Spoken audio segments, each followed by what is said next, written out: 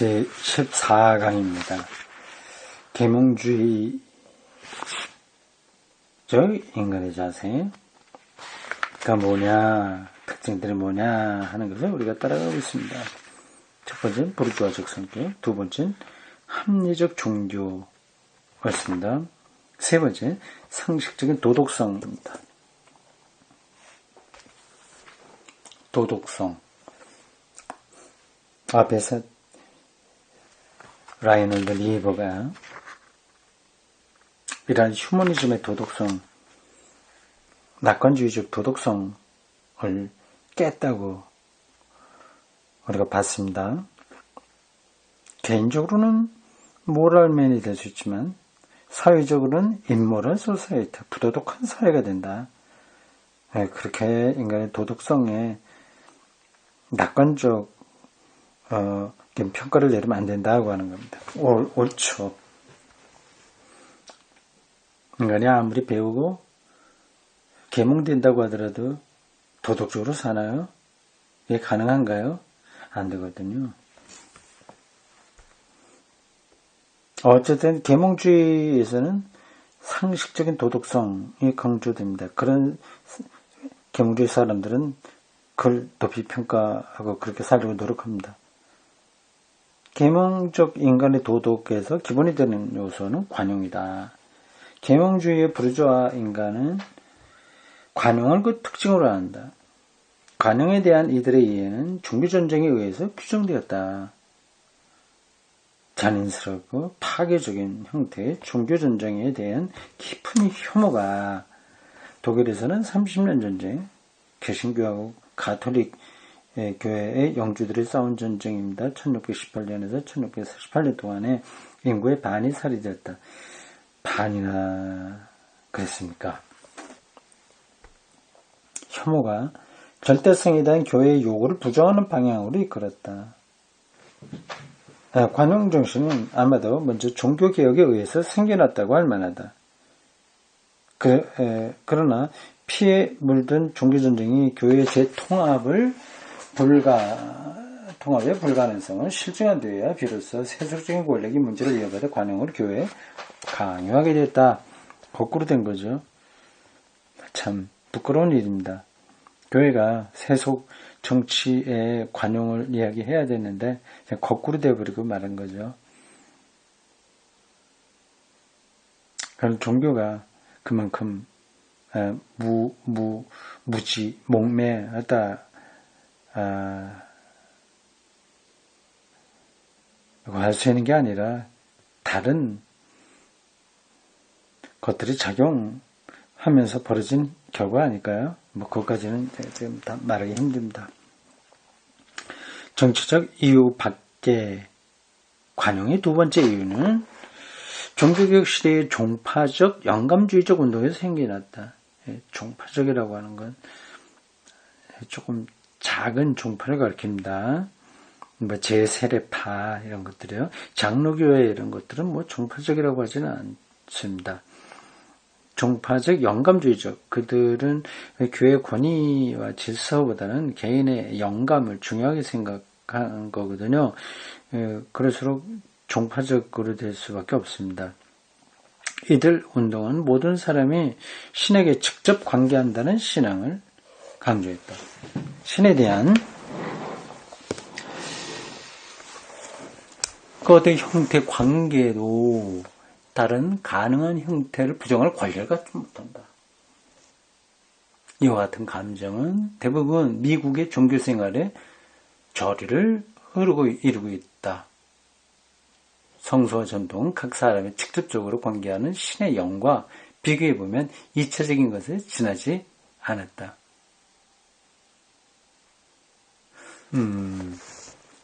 개인주의적인 신앙이죠.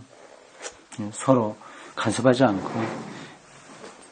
자기가 받은 신앙적인 영감에 따라서 살면 된다고 하는 거죠. 그러니 어떤 결과가 나타나겠습니까? 당연하죠. 교파가 분리될 수밖에 없습니다. 자기가 받은 계시가 여기 있으니 그게 확실하니 갈라져 나오는 거죠. 근데 그래 영감이 건강하든 모르지만 자기 이기적인 관점에서 그걸 이용할 수 있거든요. 인간이 그렇습니다.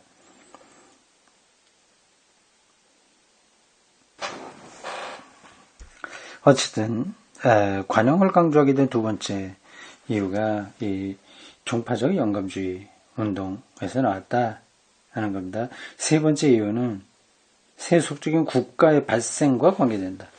국가의 발생, 세속적 국가, 그러니까 종교와 관계없는 국가가 된다는 건데요. 국가는 교회 사이의 분위를 넘어설 필요가 있었기 때문에 점차 세속적인 성격을 가지게 되었다. 그러나 국가는 여러 교회 가운데 어느 하나의 일체가 될 수는 없었다. 이제 재미있는 문제가 하나 생겼다. 그것은 존 락크가 분명하게 밝힌 문제다. 도대체 완전한 관용이란 있을 수 있을까? 보기를 들면 가톨릭 교도가 근본적으로 관대하지 못할 때, 특히 권력을 소유하고 있을 때 다른 사람이 가톨릭 교도에게 관대할 수 있을까? 존 락크는 아니라고 말했다. 가톨릭 교도에게 관대할 필요는 없다. 무신론자에게 관대할 필요가 없다고 그는 생각했다. 왜냐하면 사회의 온갖 도덕 체계는 도덕의 입법자이며 심판자인 신의 신앙에 바탕을 두고 있기 때문이다. 여기에서 우리는 관용의 옹호자에게서까지도 관용에 대한 기본적인 한계가 있다는 사실을 알게 됩니다. 그렇죠. 세속 정치가 교회의 관용을 요구했다고 하는데, 그래서 교회로부터 완전히 분리된 국가가 성립됐다고 하는데, 국가가 관용적으로 이렇게 태도를 취한 적이 많이 있나요? 아니죠. 어쨌든 관용을 얘기하는데 한계가 있다. 우리는 18세기 부르주아 사회의 태도의 한 요소로서 특히 존 락크의 관용에 대한 글에서 고전적으로 표현된 관용을 논의했다. 우리는 관용의 배경이 유럽을 거의 파괴해버렸던 무서운 종교전쟁의 세계인 17세기의 이게 경험에 있다는 사실을 지적했다. 프로테스탄트나 가톨릭이나 어느 쪽도 결정적인 승리를 얻을 수 없었다는 사실을 알게 될 때 세속 국가는 어떤 종교의 집단과도 자신을 일치시키지 않고 그 사이에 들어가 조정하지 않으면 안 되었다. 다른 종교적 전통에 대한 관용은 이처럼 잔인스럽고 파괴적인 종교전쟁의 경험에서 성장했다. 관용이 아니면 해결이 안 되니 관용을 주장할 수밖에 없었던 거죠. 좀 지금 남북관계도 비슷할 겁니다. 너무 오랫동안 남북 분단으로 인해서 벌어진 일들이 파괴적이기 때문에 이 방식으로는 해결이 안 된다 하는 그 입장에 도달하게 되었고, 그 결과로 서로 관용하면서 상대 체제를 받아들이는 쪽으로 나가게 된 게 아니겠습니까? 전쟁은 언제나 가장 잔혹한 것이었다. 왜냐하면 거기에서는 무조건적인 관심이 특별한 방식으로 표현되는데, 이게 unconditional concern, 이게 폴 틸리에게서는 하나님 경험이거든요. 근데 이런 것들이 좀 이상한 방식으로 표현되는 거죠. 전쟁에서는 그렇습니다. 그때 이 특별한 방식은 무조건적인 관심이 그 관심 자체와 동일하지 않은데도 불구하고 자신의 궁극성을 주장하고 나서기 때문이다. 이것은 가장 나쁜 형태를 띤 종교의 마성화를 하는 전쟁. 종교 현상으로 나타내야 되는 겁니다. 무조건적인 관심인 거죠. 근데 마성화라고 표현하네요. 우리는 오늘의 세계에서 이와 같은 현상을 본다. 오늘의 세계는 20세기를 가리킵니다. 20세기 중반이죠. 2차 세계대전 바로 직후쯤 될까요? 이 책이 언제라고 그러죠? 책이 기록된 것. 하여튼 2차 세계대전 직후에 한 강의로 보입니다. 그 유사 종교 사이의 투쟁은 전쟁이 유사 종교죠. 히틀러 나치즘은 종교 현상입니다. 북한의 김일성 체제도 그렇고요. 오늘 남한에서는 자본주의 체제가 유사 종교죠. 이 투쟁은 그들의 궁극적 관심에 구체적이고도 특별한 표현에 대한 절대적이고도 무조건적인 신앙 때문에 적을 전멸시키려는 경향을 가지고 있다.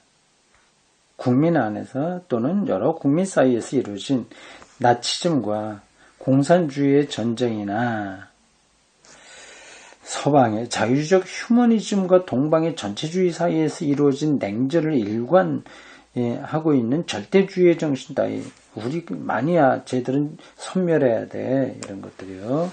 정신 이런 것들은 이러한 현상의 현대적 형태다. 우리는 유한한 것을 절대 타당한 것으로 절대 타당 절대적인 것으로 끌어올리는 마성적인 고향에서 마성적 고향 그래서 결과는 공포를 본다. 우리는 이 현상을 마성적, 더 데모닉, 마성적인 것, 더 데모닉이라고 부른다. 까닭은 개인이나 국민이 악마에게 붙잡혀 있는 상태가 되면 그들의 앞길을 방해하는 모든 것을 그것은 파멸되고야 말기 때문이다. 그렇지만 그것은 유한한 것에 절대화의 바탕을 두고 있기 때문에 그들은 마침내 자기 파괴에 부딪히게 된다. 이것이 마성적인 것의 편증법이다. 상대방을 파괴하고 자기를 절대화하다가 보니 결국 자기 파괴에 부닥친다는 거죠. 그래서 편증법적이라는 겁니다. 마성적인 것은 먼저 구체적인 종교의 영역에서 나타난다. 프랑스에서는 가톨릭과 위그노 사이에 프랑스는 다 가톨릭 국가라고 할 수 있습니다.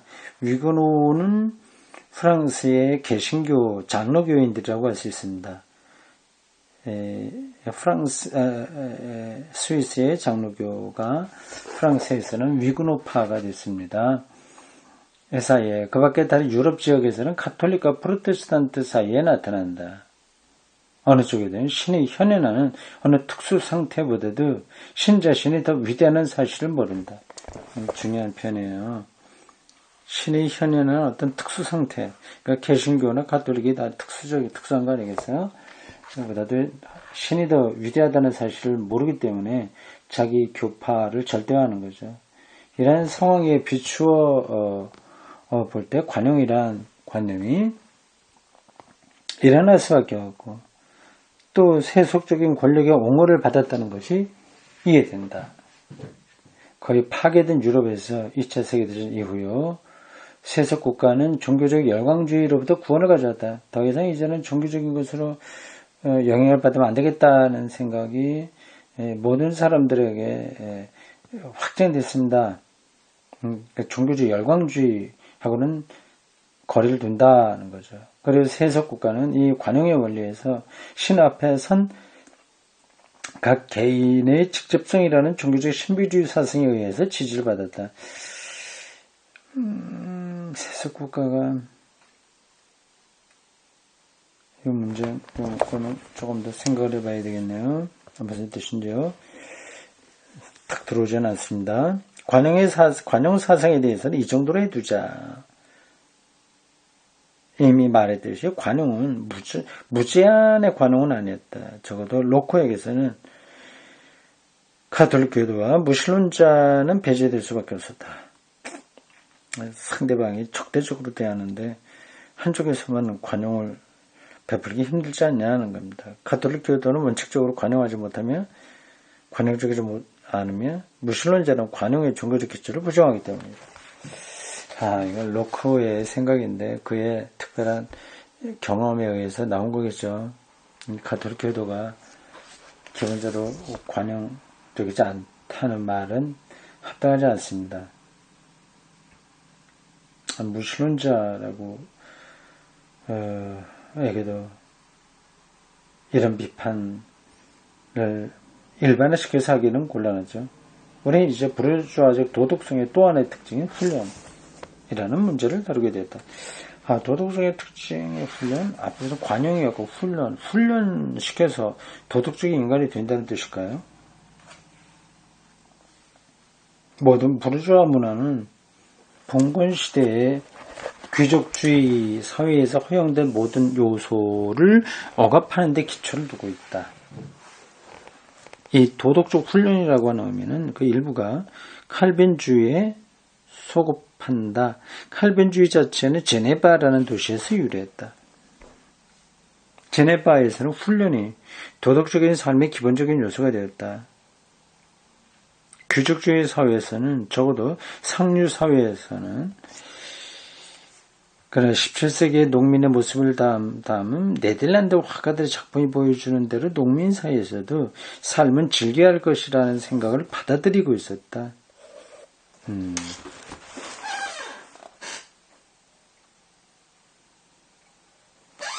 그것은 관능적인 놀이보다 원시적인 방향으로 이끌어가려는 생동성에서, 그리고 생명감을 높이기 위해 도취해버리는 욕망에서, 그러나 고대 그리스에서처럼 예술과 자연의 미의식에서 표현된다. 미의식.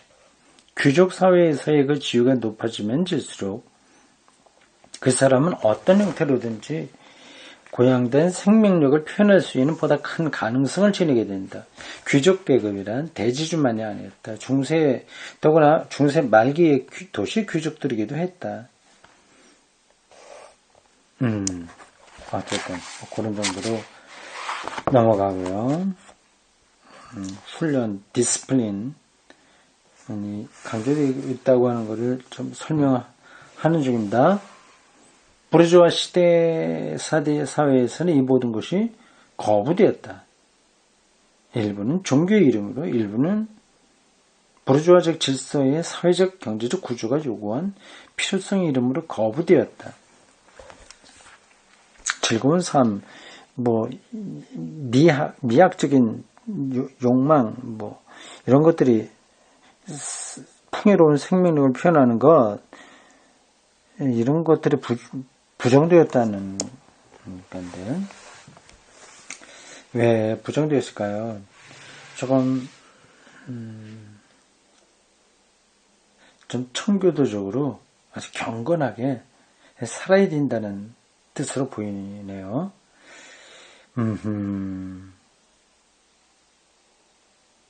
그게 이해가 되기도 하는데, 그걸 말하려고 하는지는 좀 읽어봐야 되겠습니다만, 진보적인 삶이라고 하면, 당연히, 예술과 자연의 미의식, 생명력을 표현할 수 있는 어떤, 놀이, 이런 것들도 다 포함되는 거 아닌가요? 그런 것이 있어야 되는 거 아닌가요? 근데 이 부분에서는 그런 것들 거부되었다네요. 이 모든 것은 노동을 통한 현실 개혁을 위해서 억제되고 억압되어야만 안 됐다. 현실 개혁을 위해서 억제되고 억압되어야만 됐다. 이건 제가 새롭게 안 겁니다. 계몽주의 사상이 결국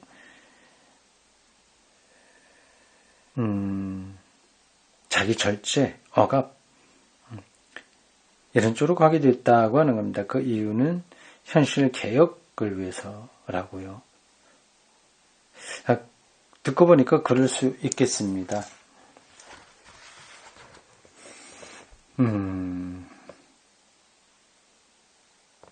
이 노동은 훈련과 자기 제재를 요구했다. 이것은 다른 방법으로도 프로테스탄티즘과 맺어집니다.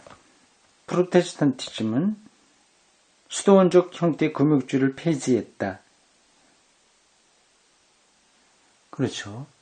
수도원 제도에 대해서 루터나 칼빈 또는 다른 종교개혁자들이 벌였던 대단한 공격으로 하여 올바른 종교의 생활 질서로서 여겨졌던 수도원적 형태의 금욕주의가 무너졌다. 수녀들도 다 나와서 결혼하고 했죠. 루터도 맥주 많이 마셨고요. 즐겁게 살았습니다. 그러나 이제 프로테스탄티즘에는 다른 모습의 금욕주의가 나타났다. 수도원 제도에서와 같은 세계 외적인 금욕주의가 아니라 세계 내적인 금욕주의. 표현이 재밌습니다. 세계 외적인 엑스트라 월드리, 세계와 관계없이 수도원에 들어가서 하는 그런 금욕주의가 아니라 세계 안에서 하는 금욕주의고, 인류에 이바지하기 위해서 현실을 변혁하는 기술적 수단을 생산하는 노동자의 금욕주의가 일어난 것이다. 청교도주의 비슷한 겁니다. 이와 같은 세계 내적인 프로테스탄트의 금욕주의를 서술한 사람은 위대한 독일의 사회학자 막스 웨버였다. 프로테스탄티즘과 자본주의 이런 책을 썼다고 해서 유명한 사람이죠. 9번 각주 본이 책이 인용되어 있습니다. 막스 웨버 The Protestant Ethic and the Spirit of Capitalism, 그 프로테스탄트 윤리와 자본주의 정신이라고 하는 책입니다. 영역으로 번역된 거죠. 독일어로 썼겠지만 썼을 텐데 영역된 게 1930년이네요. 칼빈주의적 사고에서 가장 중요한 자리를 차지하고 있는 하나님 나라 사상에는 인류를 위한 자연 변혁을 겨냥해서 노동한다는 의미가 들어있다. 그렇게 열심히 노동하고 저렇게 해서 돈을 모아서 그거를 재생산하는 데 쓰고 부가 늘어남으로써 세계를 변혁할 수 있다. 변혁해야 된다. 그러기 위해서 돈을 벌 때 절약한다. 그런 이야기죠. 여기 비춰볼 때 우리는 최소한의 생활비를 얻는 데 지나지 않은 노동자이거나 그 이상도 열심히로도 오래 일하면서도 그저 이윤만을 가지는 기업주이거나 이들을 어째서 하루 14시간이나 노동을 하게 되는 것을 이해할 수 있다.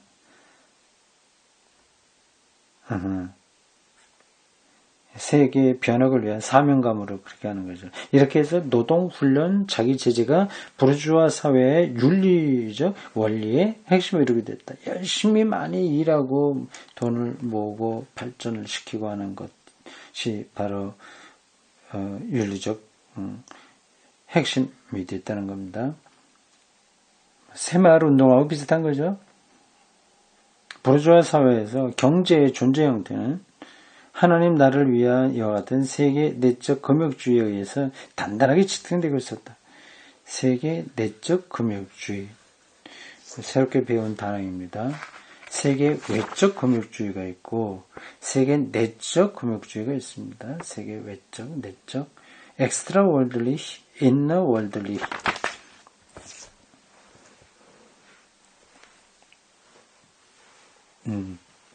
이러한 부르주아적 자기 훈련이 허물어지는 경우를 연구하는 것은 크게 도움이 된다.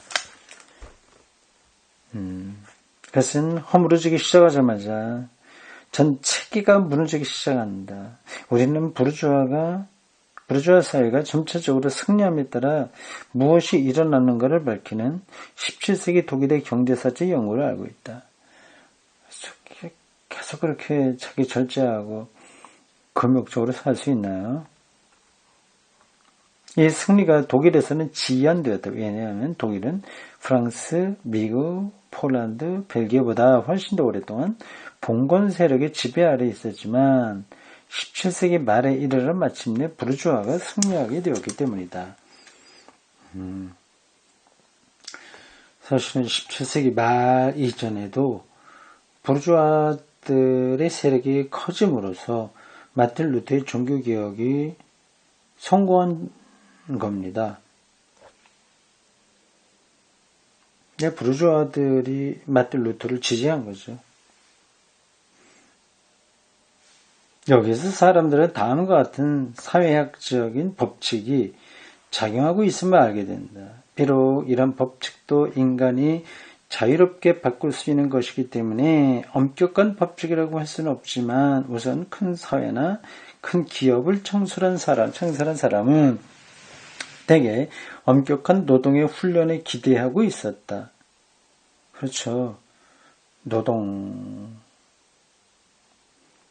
열심히 하는 노동자가 있으면 기업가로서는 좋은 거죠. 그게 이제 과하게 진행되다 보니 막스가 얘기하는 대로 노동 착취, 노동 소외, 뭐 등등, 가치설 뭐 이런 것들이요. 제가 설명하기 힘든 그런 노동의 문제가 나타나게 되는 겁니다. 그러니까 세계를 변형시키기 위해서 열심히 자기 절제하고 노동 열심히 하고 한다고 하는 것들이 모두에게 다 꾸준하게 해당되면 모르지만 그게 이제 한쪽으로 치우쳐 버리게 되거든요. 그걸 이용하는 사람이 나타나게 되는 겁니다. 그 다음 세대도 이 훈련은 이어졌다.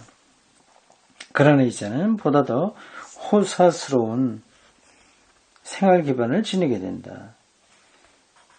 호사스러운 생활 기반. 부가 축적되는 거죠. 근데 그게 한쪽으로 축적되는 거죠. 빈익빈 부익부 현상이 나타나게 되는 거죠. 그러면 그런 금욕주의적인 그러한 상태가 유지될 수는 없는 거죠.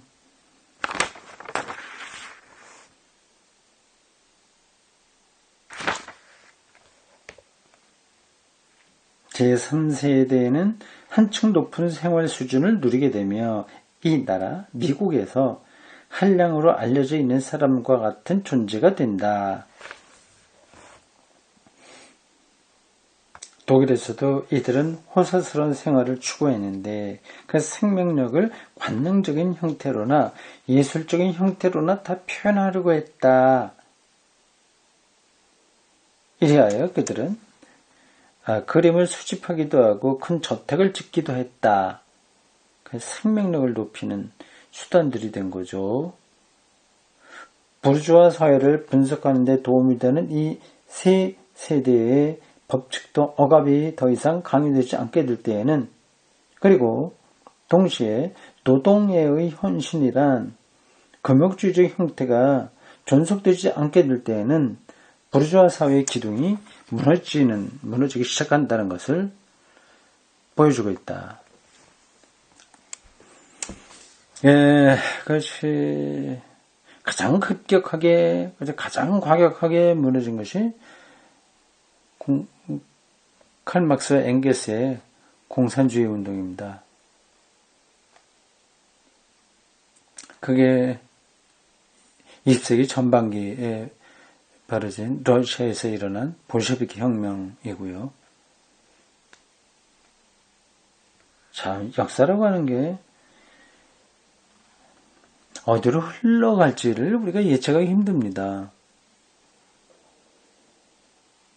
세상 변혁을 위해서 부르주아들이 헌신하고 열심히 노동하고 자기 절제하고 그러니까 필요하다고 해서 그렇게 했는데 그래서 자기 훈련을 열심히 했는데 그래서 그 세계 외적인 금욕주의가 아니라 세계 내적인 금욕주의 청교도적인 거죠. 그런 방식으로 일을 했는데 근데 그게 시간이 지나면서 결국 호사스러운 삶의 방식으로 어떤 이들에게 나타나니 이 금욕주의 형태가 더 이상 지탱될 수 없고 그러다 보니 사회 전체가 무너지게 된다고 하는 겁니다.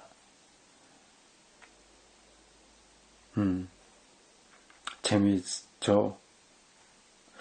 지금 신학 책인가 아니면 뭐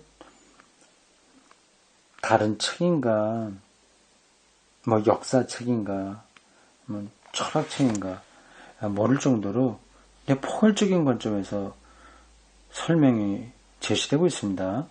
폴 틸리가 대단한 학자라고 하는 것을 우리가 알 수 있어요. 신학자로서만이 아니라 문화 전반에 대한 이해를 꿰뚫고 있는 학자입니다. 폴 틸리.